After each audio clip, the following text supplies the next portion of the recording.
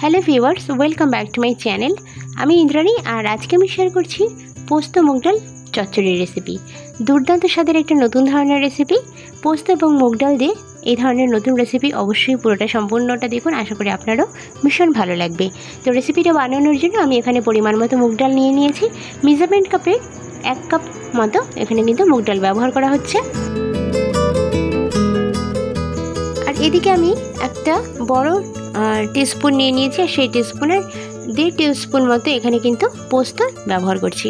পোস্তটা আপনারা বাড়িয়েও নিতে পারেন, তাতেও কিন্তু স্বাদের হেরফের কোনো কিছু হবে না, বরঞ্চ বেশি ভালো হবে। পোস্ত যতটা বেশি দিতে পারবেন তত বেশি ভালো হবে। তো আমি পোস্তটাকে প্রথমে একটুখানি যে গরম কড়াইয়ের মধ্যে রোস্ট করে নিচ্ছি। এভাবে পোস্তটাকে একটু রোস্ট করে নিলে, মানে তেল ছাড়া কিন্তু পোস্তটাকে জাস্ট একটুখানি রোস্ট করে নিতে হবে। এভাবে রোস্ট করে নিলে পোস্তর একটা দুর্দান্ত স্মেল কিন্তু এক্সট্রা করে পাওয়া যায়।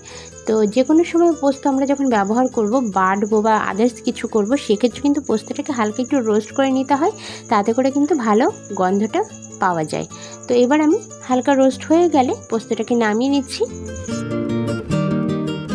পোস্তটাকে নামিয়ে নিয়ে আমি কড়াইয়ের মধ্যে মুগ ডালটাকে দিয়ে দিচ্ছি। আর এক্ষেত্রেও মুগ ডালটাকে হালকা করে একটুখানি ফ্রাই করে নেব, যেমনটা আমরা তেল ছাড়া মুগ ডালটাকে ফ্রাই করে নিই।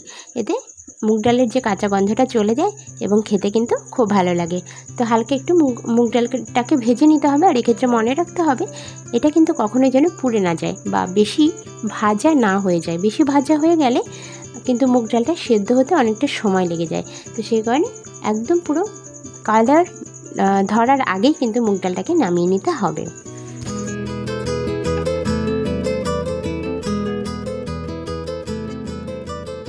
মুগ ডালটা যখন হালকা একটু ফ্রাই হয়ে গেছে এবং সুন্দর একটা মিষ্টি গন্ধ ছাড়ছে, সেই সময় কিন্তু মুগ ডালটাকে আমি নামিয়ে নিচ্ছি। আর নিয়ে একটা পরিষ্কার পাত্রে জল নিয়ে তার মধ্যে কচলে ভালোভাবে আমি কিন্তু মুগ ডালটাকে ধুয়ে নিচ্ছি। এই সময় মনে রাখতে হবে, মুগ ডালটা কিন্তু খুব ভালোভাবে ধুতে হবে 3 থেকে 4 বার জল পাল্টিয়ে। আর জল পাল্টিয়ে ধুয়ে নেওয়ার পরে আমি কড়াইয়ের মধ্যে দিয়ে দিচ্ছি মুগ ডালটাকে এবং মুগ ডালটাকে সেদ্ধ করে নেব।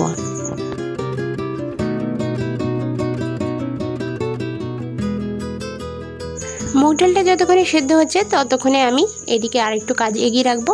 তো একটা শিলনোড়া নিয়েছি, আর শিলনোড়ার মধ্যে আমি রোস্ট করা পোস্তটাকে দিয়ে দিচ্ছি।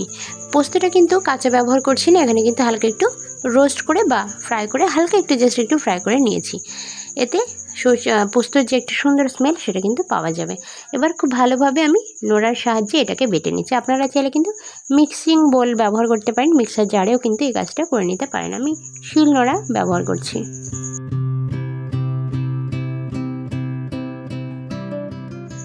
আমি খুব ভালোভাবে পোস্তটাকে বেটে নিয়েছি, একদম যতটা মিহি করে সম্ভব বেটে নিতে হবে। খুব বেশি মিহি করে না বাটলেও কিন্তু কোনো অসুবিধা নেই। আমি বাটা কমপ্লিট হয়ে গেলে একটা বাটির মধ্যে পোস্তটাকে তুলে নিচ্ছি।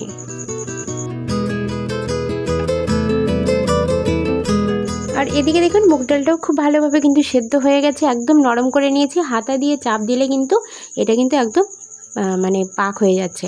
তো এতটাই ভালোভাবে সেদ্ধ করে নিতে হবে, কোনো রকম যেন দানা দানা ভাব এতে না থাকে, সেটা কিন্তু মনে রাখতে হবে। তো আমি হাত দিয়ে চেপে চেপে এটাকে একদম পুরো গালিয়ে নিচ্ছি বা পাক করে নিচ্ছি।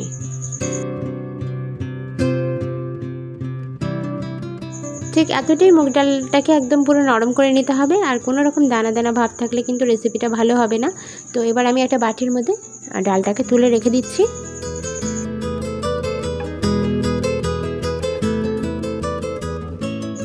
এবার আমি এখানে একটা মশলা রেডি করে নেব। আর তার জন্য কিন্তু প্রথমে এখানে একটা পেঁয়াজ কেটে নিচ্ছি। এখানে আমি 2টো পেঁয়াজ ব্যবহার করছি।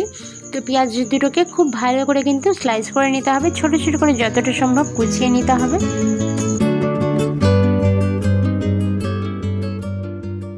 আজকের এই রেসিপিটাতে এই যে মশলাগুলো বা যে জিনিসগুলো আমি ব্যবহার করছি, এটা কিন্তু অবশ্যই দিতে হবে। তো এখানে কিন্তু পেঁয়াজ ব্যবহার করলাম, প্রথমে আমি পেঁয়াজটাকে স্লাইস করে কেটে নিলাম। এবার এখানে 1 ইঞ্চি মতো আদা আমি নিয়েছি, আর আদাটাকে ছোটো ছোটো করে আমি টুকরো টুকরো করে কেটে নিচ্ছি। আদাটা আপনারা চাইলে কিন্তু গ্রেট করেও দিতে পারেন, তবে আমার মনে হয় এভাবে ছোটো ছোটো করে কুচি করে নিলে বেশি বেটার হয়।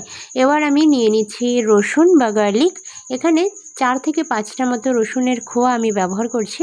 আর এই রসুনের খোয়াগুলোকে খুব ভালোভাবে আমি কুচি করে কেটে নেব।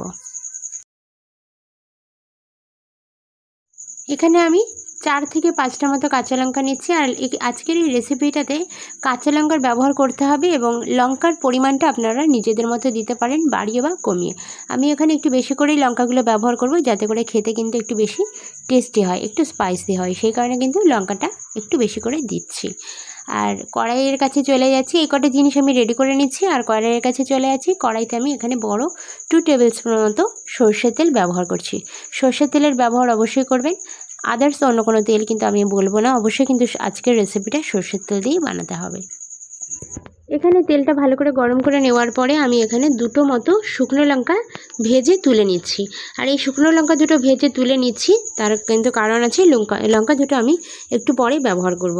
তো এইভাবে আমি ভেজে একটা পাত্রে আলাদা তুলে রাখছি।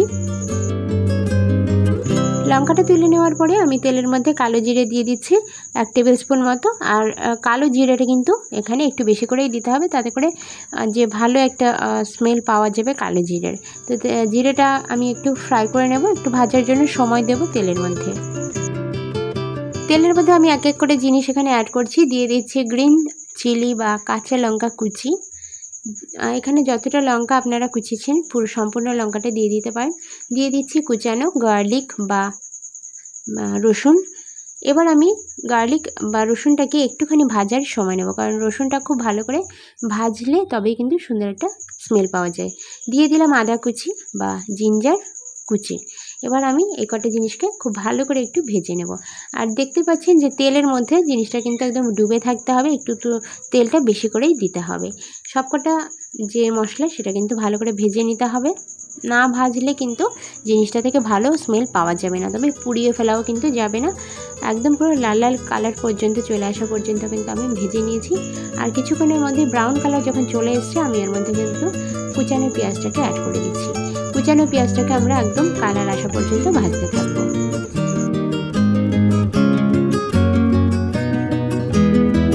পেঁয়াজটা কিন্তু খুব সুন্দর একটা ব্রাউন কালার চলে এসছে। এবার আমি এর মধ্যে যে ডালটা আমি পেস্ট করে রেখেছিলাম বা ডালটা আমি সেদ্ধ করে রেখেছিলাম, সেদ্ধ করা ডালটাকে দিয়ে দিচ্ছি।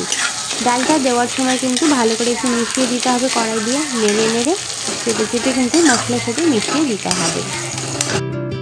একই সাথে আমি পোস্তটাকেও দিয়ে দিচ্ছি। পোস্ত যেটা আমি বেটে রেখেছিলাম শিলনোড়াতে, সেটাকেও কিন্তু মশলার মধ্যে দিয়ে দিচ্ছি। ডাল এবং পোস্ত দুটোকে কিন্তু একসাথে আমি খুব ভালো করে নাড়াচাড়া করতে থাকবো, যতক্ষণ না পর্যন্ত দুটো জিনিস মশলার সাথে খুব ভালোভাবে মিশে যাবে। এখানে আমি সামান্য একটু নুন এবং হলুদ ব্যবহার করছি, নুনটা স্কিপ হয়ে গেছে। তো স্বাদ অনুযায়ী নুন কিন্তু অবশ্যই আপনারা দিয়ে দেবেন। তো এবার নুন আর হলুদটাকে দেওয়ার পরে আমি খুব ভালোভাবে আবারও একটু নাড়াচাড়া করে মিশিয়ে নেব। আর এই হলুদটা একটু দেওয়ার পরে কিন্তু অবশ্যই ভালো করে বেশ কিছুক্ষণ সময় ধরে কিন্তু নাড়াচাড়া করতে হবে, নাহলে কিন্তু হলুদের কাঁচা গন্ধটা থেকে যাবে। তো হলুদটা একটু আগে দিলেও কিন্তু হয়, কোনো অসুবিধা হয় না। তো এবার ভালো করে নাড়াচাড়া করে মিশিয়ে নেব। আর যতক্ষণ না পর্যন্ত আমি এটা একদম কাঁচা গন্ধ সমস্ত কিছু চলে যাবে, ততক্ষণ কিন্তু এটাকে আমরা কড়াইয়ের উপরেই নাড়াচাড়া করতে থাকবো। কন্টিনিউ নাড়াচাড়া করবো, যাতে করে তলাটা ধরে না যায়। আর গ্যাসের ফ্লেমটাকে আমি লো করে রেখেছি। এদিকে যে শুকনো লঙ্কা দুটো আমি ভেজে রেখেছিলাম, সেই শুকনো লঙ্কা দুটোকে এভাবে হাতের সাহায্যে একটু নুন দিয়ে আমি খুব ভালোভাবে গুঁড়িয়ে নেব। যেহেতু আমরা ডালের মধ্যে নুনের ব্যবহার করেছি, সেটা বুঝে কিন্তু এখানে নুনটা দিতে হবে। খুব সামান্য একটু নুন ব্যবহার করতে হবে। আর নুন না দিলেও কিন্তু কোনো অসুবিধা নেই, আপনারা কিন্তু বুঝে নুনটা দেবেন, যাতে বেশি কম না হয়ে যায়।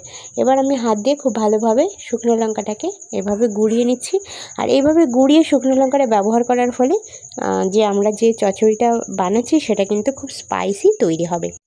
এবার আমি কড়াইয়ের মধ্যেই ডালটাকে আরেকটু নাড়াচাড়া করে নিলাম। লাস্ট যখন কড়াইটা আমার ডালটা রেডি হয়ে যাচ্ছে, পোস্ত ডালটা, তখন আমি এই শুকনো লঙ্কার যে গুঁড়োটা সেটা কিন্তু এর মধ্যে দিয়ে দিচ্ছি।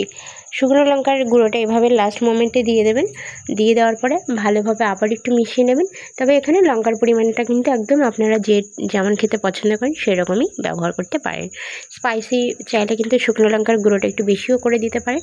এবার ভালোভাবে আমরা মিশিয়ে নিয়েছি। আর প্রিপারেশনটা কিন্তু অলমোস্ট রেডি হয়ে গেছে। গরম গরম ভাতের সাথে আজকের এই রেসিপিটা খেতে কিন্তু অসাধারণ হয়। তো বন্ধুরা, আজকের ভিডিওটা কেমন লাগলো কমেন্ট সেকশনে জানাতে ভুলবেন না। ভালো লাগলে একটা লাইক, কমেন্ট আর শেয়ার করার অনুরোধ রইল। দেখা হচ্ছে নতুন কোনো ভিডিওতে, ততক্ষণের জন্য বাই বাই।